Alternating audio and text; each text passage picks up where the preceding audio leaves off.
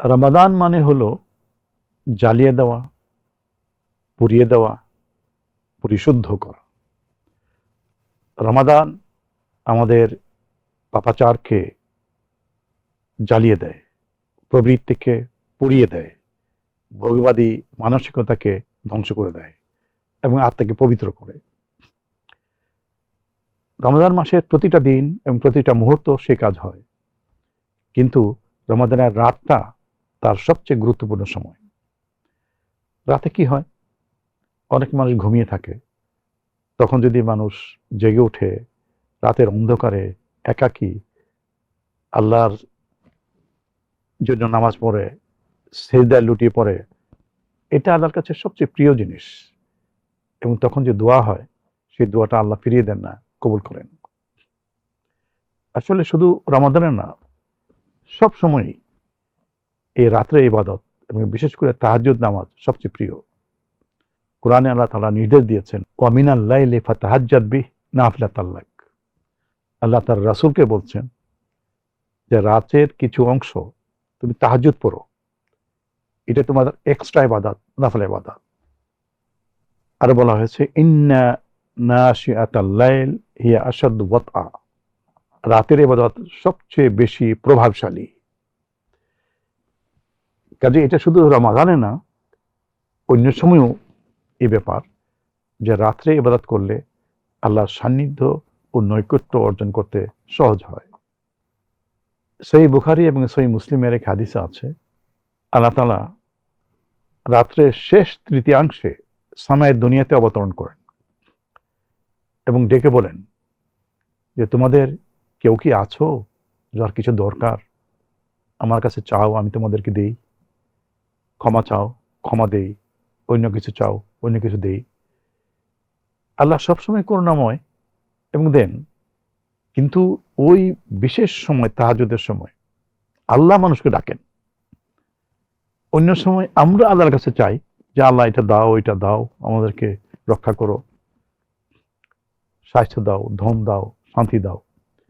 কিন্তু ওই তাহাজ্জুদের সময়টা আল্লাহ ডাকেন, এটা উল্টে যায় ব্যাপারটা। কাজে রাতের এই ইবাদত তাহাজ্জুদটা অত্যন্ত গুরুত্বপূর্ণ। বিশেষ করে তাহাজ্জুদ নামাজ যদি আমরা রমাদানে পড়ি, তার গুরুত্ব আরো অনেক বেশি বেড়ে যায়। রাসূল সাল্লাল্লাহু আলাইহি ওয়াসাল্লাম বলেছেন, মান কামা রমাদানা ঈমানান ওয়া ইহতিসাবান গুফিরা লাহু মা তাকাদ্দামা মিন যামবি। যে ব্যক্তি রমাদানের রাত্রে কিয়ামুল লাইল করে, আল্লাহ তার আগের জীবনের গুনাহ ক্ষমা করে দেন। রমাদান মাসে তাহাজ্জুদের গুরুত্ব আরো বেশি, কারণ এই রমাদান মাসের যে কোনো একটা রাত্রে লাইলাতুল কদর হবে, শবে কদর। লাইলাতুল কদর সম্পর্কে একটা সূরা নাযিল হয়েছে, সেখানে বলা হয়েছে লাইলাতুল কদর হইল 1000 মাসের চেয়ে উত্তম। আমরা যদি দিন, সপ্তাহ এবং মাসে চিন্তা করি, তাহলে সেটা হয় 83 বছরের উপর। অর্থাৎ আমরা যদি 83 বছর বাঁচি এবং খাওয়া দাওয়া, নিদ্রা সবকিছু বাদ দিয়ে একাধারে আল্লাহর ইবাদত করি, যতটুকু আমরা পুরস্কার পাবো, তার তার চেয়ে বেশি পুরস্কার পাবো শুধু লাইলাতুল কদরটা যদি পাই। দেখুন, লাইলাতুল কদরটা রমাদানের যে কোনো একটা রাত্রে হবে। আমরা যদি প্রত্যেক রাত্রে কিছু তাহাজ্জুদ পড়ি, কমপক্ষে 2 রাকাত, তো ওই রেশিও অনুযায়ী, অনুপাত অনুযায়ী চিন্তা করে দেখুন যে আমরা যদি 5 মিনিট তাহাজ্জুদে ব্যয় করি, 24 ঘন্টায় যদি 83 বছরের বিষয়ে 5 মিনিট কতটুকু হয়, এটা চিন্তা করুন। 10 মিনিট যদি তাহাজ্জুদ পড়তে পারি কতটুকু হয়, চিন্তা করে দেখুন। আল্লাহ তাআলা তো অন্য সময়ও মানুষকে ডাকেন যে কিছু চাও, এবং তখন যদি আমরা চাই রমাদানের দিনে, তাহলে কি হবে একটু চিন্তা করে দেখুন।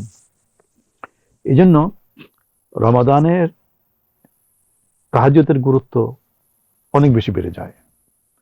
আর একটা বিষয় চিন্তা করুন যে অন্য সময়, অনেক সময় আমরা আলসেমি করে জাগি না তাহাজ্জুদ পড়ার জন্য, শুধু ফজরের নামাজটা পড়ি। কিন্তু এই রমাদানের মধ্যে তো আমরা সেহরি খেতে উঠি। সেহরি খেতে যখন উঠি, ওযুটা করে কমপক্ষে 2 রাকাত নামাজ পড়ে নিই না, যদি পারি 4 রাকাত নামাজ পড়ি না, কমপক্ষে 2 রাকাত যদি পড়ি, সেটা আপনি চিন্তা করে দেখুন, রেশিওটা ভাগ করে দেখুন ক্যালকুলেটরে, যে 5 মিনিট ইবাদত করলে কতটুকু ইবাদতের সমান হয়, আর এ সময় দোয়া করলে আল্লাহ কতটুকু কবুল করবেন। আমরা তো কত কিছু চাওয়ার আছে, ক্ষমা চাওয়ার আছে, কত পাপী আমরা। তো এই রমাদানের জন্য তাহাজ্জুদটা প্লিজ যেন মিস না হয়। প্লিজ প্লিজ এবং প্লিজ যেন রমাদানের কোনো রাত্রে কমপক্ষে 2 রাকাত তাহাজ্জুদ জন্য মিস না হয়। আল্লাহ সেই তৌফিক আপনাদেরকে দিন, আমাকে দিন, যেন আমরা সেটা করতে পারি। একটা প্রশ্ন, রাসূল সাল্লাল্লাহু আলাইহি ওয়াসাল্লাম এই তাহাজ্জুদ সংক্রান্ত ব্যাপারে কি করতেন? আমি 2টা ভাগে ভাগ করি, রমজান ছাড়া অন্য সময় কি করতেন এবং রমজানে কি করতেন। রমাদান ছাড়া উনি রেগুলার তাহাজ্জুদ পড়তেন। কোনো এক সময় যখন সফরে যাচ্ছেন, তখন তো ফ্লাইট ছিল না, ট্রেন ছিল না, হেঁটে যেতে হতো অথবা উঠে বা ঘোড়ায় এভাবে যেতে হতো। একবার তিনি যাচ্ছেন, অনেক দূর যাওয়ার পর রাত হলো, খুব ক্লান্ত শ্রান্ত। তিনি একজন সাহাবীকে বললেন যে তুমি তুমি প্লিজ ঘুমিও না, তুমি দাঁড়িয়ে থাকো যেন আমি তাহাজ্জুদটা মিস না করি। রাসূল সাল্লাল্লাহু আলাইহি ওয়াসাল্লাম যিনি নাকি নিষ্পাপ, আল্লাহ ঘোষণা করেছেন, তিনি তাহাজ্জুদ পড়ার জন্য, ক্ষমা চাওয়ার জন্য এতটুকু চেষ্টা করেছেন। রমাদানের বাইরে এই তাহাজ্জুদ কতটুকু আমাদের জন্য গুরুত্বপূর্ণ একটু চিন্তা করে দেখা উচিত। তিনি রমজানের বাইরেও তাহাজ্জুদের মধ্যে অনেক লম্বা কোরআন শরীফ তিলাওয়াত করতেন, কেরাত পড়তেন। কোনো কোনো সময় এমন হতো যে তার পা ফুলে যেত, যে হাদিসে আছে। এবার রমজানের ব্যাপার, রমজান যখন আসতো রাসূল সাল্লাল্লাহু আলাইহি ওয়াসাল্লাম ইবাদত তো আগের চেয়ে বেশি শুরু করতেন, বিশেষ করে তাহাজ্জুদ। রাত্রে এত নামাজ পড়তেন এবং তার পরিবারকে জাগিয়ে রাখতেন, বিশেষ করে রমাদানের শেষ 10 রাত্রে তিনি এত বেশি ইবাদত করতেন, উনি মনে হলো যেন তিনি দুনিয়া ভুলে গেছেন, আল্লাহর সান্নিধ্যে চলে গেছেন। সহিহ বুখারীর হাদিসে আছে রাসূল সাল্লাল্লাহু আলাইহি ওয়াসাল্লাম রমাদানের শেষ 10 রাত জাগতেন। জাগতেন মানে উনি ঘুমাতেন না। এবং এটা স্বাভাবিক যে তিনি যতটুকু পারেন নামাজ পড়তেন এবং তাহাজ্জুদ অত্যন্ত কেয়ারফুলি, যত্ন সহকারে পড়তেন। আসলে সমস্ত পৃথিবীতে আল্লাহওয়ালা মানুষ যারা আছেন, তারা এই রমাদানের রাতকে অত্যন্ত গুরুত্ব দেন, বেশি বেশি ইবাদত করেন, তাহাজ্জুদ পড়েন, কোনো তাহাজ্জুদ মিস দেন না। আমি কাবা শরীফের কথা বলি। আমরা আলহামদুলিল্লাহ, আমার সৌভাগ্য হয়েছে, অনেকবার আমি রমাদানের শেষ 10 রাত কাটিয়েছি কাবা শরীফে। সমস্ত পৃথিবীর মানুষ যেন ভেঙে পড়ে কাবাতে, কাঁধে কাঁধ লাগিয়ে নামাজ পড়তে হয়, যেন মানুষের ধাক্কা ধাক্কিতে এত মানুষ হয়ে যায়। সন্ধ্যায় ইফতার হলো, ইফতারের পরে কিছুক্ষণ পরেই তারা শাফি মাযহাব ফলো করে খুব তাড়াতাড়ি তাদের এশার সময় এশার নামাজ শুরু হলো। এশার নামাজের পরে তারাবি শুরু হইল, লম্বা লম্বা লম্বা কেরাত, এবং কেরাত এত সুন্দরভাবে তেলাওয়াত করা হয় যেন এটা এই মুহূর্তে নাজিল হচ্ছে।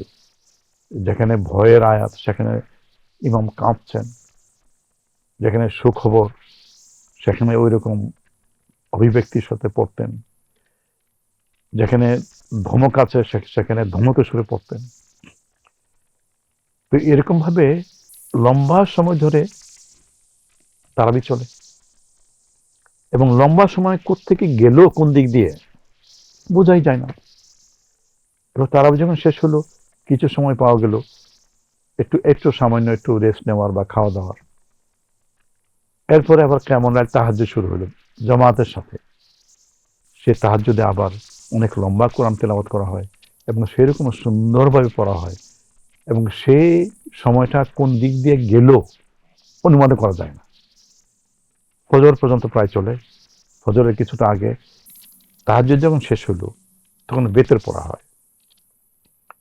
বেতরের মধ্যে এত লম্বা দোয়া করা হয়, এত বিনয়ের সাথে দোয়া করা হয়, আল্লাহ যদি মেহেরবান হন তাহলে আল্লাহ কি করে সেটাকে রিজেক্ট করবেন, দেবেন না। তো আমাদের উচিত, যারা আমরা এখানে যেতে পারি না, তারা যেন রমজানে এই রাত্রের গুরুত্ব দেয়, আমি কয়েকটা পরামর্শ রাখতে চাই, এটা আমার জন্য এবং সবার জন্য যদি সম্ভব হয়। আমরা যখন সাহরি খেতে উঠি, একটু আগে উঠি যখন, তখন তাহাজ্জুদ নামাজটা মিস করা কোনোভাবেই ঠিক হবে না। এই সুযোগ কি আর পাবো? আগামী রমাদান আমরা কি পাই না পাই কোনো গ্যারান্টি আছে? আমরা যেন কমপক্ষে কমপক্ষে আমি আবার বলি, কমপক্ষে 2 রাকাত তাহাজ্জুদ না পড়ে যেন আমাদের সেই রাত না যায়। 1 নাম্বার কথা। 2 নাম্বার হলো, আমরা যখন সাহরির জন্য উঠি, হয়তো ঘরে যারা মহিলারা আছেন তারা তৈরি করছেন, আমরা তো অনেক সময় ওয়েট করি, বসে থাকি, একটু কোরআন তেলাওয়াত করি না একটু? তাহাজ্জুদ তো পড়তে হবেই, এর সাথে প্লাস কোরআন তেলাওয়াত করি, কারণ এটা কোরআনের মাস এবং রাসূল সাল্লাল্লাহু আলাইহি ওয়াসাল্লাম এই কোরআন তেলাওয়াত করতেন। 3 নাম্বার কথা হলো, আমরা বেশি বেশি দোয়া করি তাহাজ্জুদ নামাজে এবং নামাজের বাইরেও, বিশেষ করে সিজদায়। আমরা আশা করি তাহাজ্জুদ নামাজের সিজদায় যে দোয়া করা হবে, আল্লাহ তা ফিরাবেন না। এবং রাসূল সাল্লাল্লাহু আলাইহি ওয়াসাল্লামকে জিজ্ঞেস করা হয়েছিল, হে আল্লাহর রাসূল, আমি যদি লাইলাতুল কদর পাই তাহলে কোন দোয়া পড়ব? রাসূল সাল্লাল্লাহু আলাইহি ওয়াসাল্লাম বলেছেন, বেশি বেশি এটা পড়ো, আল্লাহুম্মা ইন্নাকা আফুউন তুহিব্বুল আফওয়া ফা'ফু আন্নী। ইয়া আল্লাহ, তুমি ক্ষমা। দেখুন শব্দটা দেখুন, তুমি ক্ষমাশীল এটা বলে নাই, তুমি নিজে ক্ষমা, আপাদমস্তক ক্ষমা। তুমি ক্ষমাকে পছন্দ করো, তুমি আমাকে ক্ষমা করো। তো আমরা এই দোয়াটা শিখে নিই, আল্লাহুম্মা ইন্নাকা আফুউন তুহিব্বুল আফওয়া ফা'ফু আন্নী, এই দোয়াটা করি। তো আল্লাহ তাআলা আমাদেরকে তৌফিক দিন যে আমরা অন্য সময়ও কিছু তাহাজ্জুদ পড়তে পারি, এবং বিশেষ করে এই রমাদানে একটা তাহাজ্জুদের জন্য মিস না হয়, কমপক্ষে 2 রাকাত তাহাজ্জুদ পড়ি আমরা। আল্লাহ আমাদেরকে তৌফিক দিন। আমিন।